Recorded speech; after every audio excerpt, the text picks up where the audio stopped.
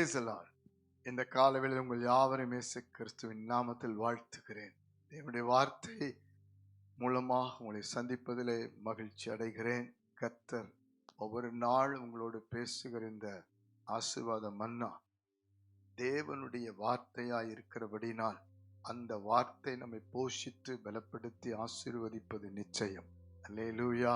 ஒவ்வொரு நாளும் நமக்கு வேண்டியதை கர்த்தர் கொடுத்து நடத்துவார், பலப்படுத்துவார், ஆறுதல் படுத்துவார், காயம் கட்டுவார். ஆமென். அல்லேலூயா. இந்த காலை வேளையில கூட உங்களுக்காக பேசுகிற தீர்க்கமான வார்த்தையை பார்த்து ஜெபிக்க போகிறோம். உங்களுக்காக தேவன் இன்றைக்கும் பேசுகிற வார்த்தை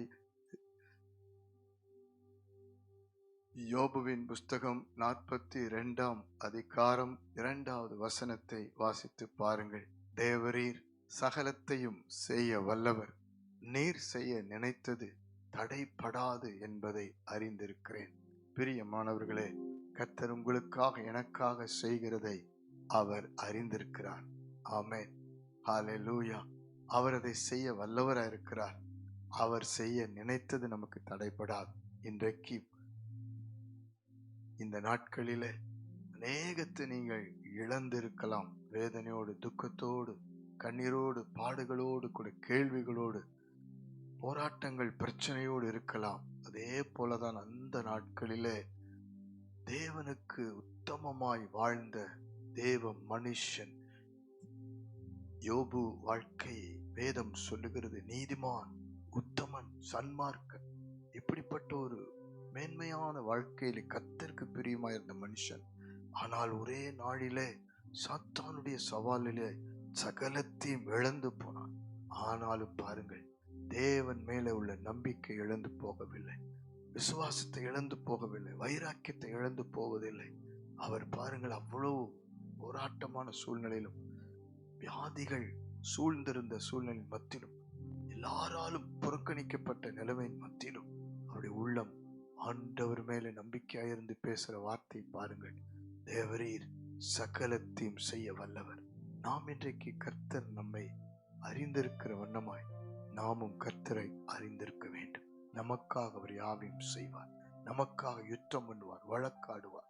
எவ்வளவு கண்ணீர், வேதனை, துக்கமா இருந்தாலும், எவ்வளவாய் நாம் இழந்து போனாலும் தேவன் அதை திரும்ப கொடுக்கவும், அதிலிருந்து நம்மை உயர்த்தவும், ஒன்றும் இல்லாத சூழ்நிலையில நாம் கர்த்தரை நம்பி இருக்கும் போது அங்கிருந்து நம்முடைய வாழ்க்கையை மேன்மைப்படுத்துவதற்கு தேவன் வல்லவரா இருக்கிறார். அது மாத்திரமல்ல, நமக்கு விரோதமாய் இருக்கிற சாத்தானுடைய திட்டங்களை எல்லாம் முறித்து சத்துருக்களை வெட்கப்படுத்தி நமக்கு யோபுவை போல இரட்டிப்பாய் கொடுத்து ஆசீர்வதிப்பார். அல்லேலூயா. அவர் நமக்கு செய்ய நினைத்தது தடைப்படாது. இது ஒரு விசுவாச அறிக்கை. நீங்களும் நானும் ஒவ்வொரு நாளும் அவர் உங்களுக்கும் எனக்கும் செய்கிற நினைத்தது தடைப்படாது. அவர் தீமை அல்ல, நன்மையை நினைக்கிறவர். அவர் நம்மை உயர்த்தும்படி, நம்மை வாழ வைக்கும்படி நினைக்கிறவர். ஒருவேளை உங்க வேலை ஸ்தலத்திலே, குடும்பத்தின் மத்தியிலே, சொந்த பந்தங்கள் மத்தியிலே, உங்களுடைய ஆவிக்குரிய வாழ்க்கையில் மத்தியில் உங்களை வீழ்த்த வேண்டும் என்று சத்துருக்கள் நினைக்கலாம், பிரிக்க வேண்டும் என்று நினைக்கலாம், உடைக்க வேண்டும் என்று நினைக்கலாம், உங்களை அநேகத்திலே அவமானப்படுத்த வேண்டும், குற்றம் சாட்ட வேண்டும், குறை சொல்ல வேண்டும் என்று சொல்லி நினைக்கலாம். எது வேணா உங்களை குறித்து செய்வதற்கு அவர்கள் போராடலாம். ஆனால் முடிவு ஜெயமாயிருக்கும். உங்களுக்கு அதைவிட ஆண்டவர் செய்ய நினைத்தது தடைப்படாது. தேவன் வித்தியாசமானவர். இப்பொழுது ஜெபிக்க போகிறோம். நீங்கள் விசுவாச அறிக்கையிடுங்கள். ஒவ்வொரு நாளும் உங்களுக்கு வேண்டியது தேவன் செய்ய நினைத்தது தடைப்படாது. ஜெபிப்போமா? அன்பின் பரலோக பிதாவே, இந்த காலை வேளையில ஜெபிக்கிற அத்தனை பேருடைய வாழ்க்கையிலும் ஆண்டவர் எத்தனையோ இழப்பு, கண்ணீர், துக்கம், பாடுகள், பற்றாக்குறைகள், வேலை ஸ்தலத்துல யுத்தம், குடும்பத்துல யுத்தம், ஆவிக்குரிய வாழ்க்கையில சோர்வுகள், பலவீனங்கள், இப்படியாக காணப்படுகிற அத்தனை சூழ்நிலை நடுவிலும் நீர் சகலத்தையும் செய்ய வல்லவர் என்பதை அறிந்திருக்க செய்யும். உம்மை அறிகிற அறிவுக்கு முதலாவது ஒப்பு கொடுக்கட்டும். ஆண்டவருடைய வார்த்தையின்படி வாழ ஒப்பு கொடுக்கட்டும்.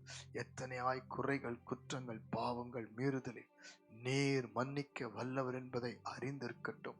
ஆண்டவரே, பாவியை நேசிக்கிறவர், பாவத்தை வெறுக்கிறவர், பாவத்தை அறிக்கையிட்டு மனம் திரும்பும் பொழுது திரும்பவும் வாழ வைக்கிறவர் என்பதை அறிந்திருக்க உதவி செய்வீராக. தேவனே, ஒவ்வொரு குடும்பத்தையும் ஆசீர்வதியும். இவர்களுக்கு வந்த எல்லா பாடுகளின் மத்தியிலும் உம்மை குறித்த நம்பிக்கை வெளிப்படுத்தி நீர் இவர்களுக்கு செய்ய நினைத்தது தடைபடாது என்பதை அறிக்கையிடச் செய்வீராக. இப்பொழுது நிமிஷத்திலே எத்தனை சத்துருக்கள் சூழ்ந்திருந்தாலும், எத்தனை பகைகள், விரோதங்கள், சண்டைகள், சச்சரவுகள், சமாதான குலைச்சல்கள், பலவீனங்கள், வியாதி படுக்கைகள், கடன் பாரங்கள், ஆபத்துகள், பொல்லாப்புகள், நெருக்கமான போராட்டமான சூழ்நிலைகள் சகலத்தையும் நீர் விடுவிக்க வல்லவர்.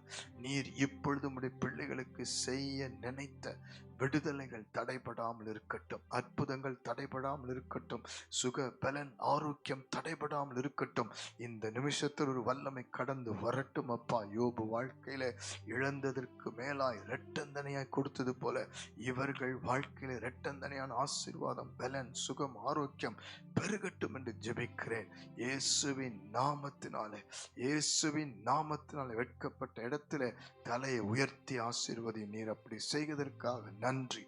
இன்று முதல் நீர் செய்ய நினைத்தது தடைபடாது. இயேசுவின் நாமத்தில் ஜெபித்து அர்ப்பணிக்கிறோம் ஜீவனுள்ள நல்ல பிதாவே. ஆமென், ஆமென். God bless you.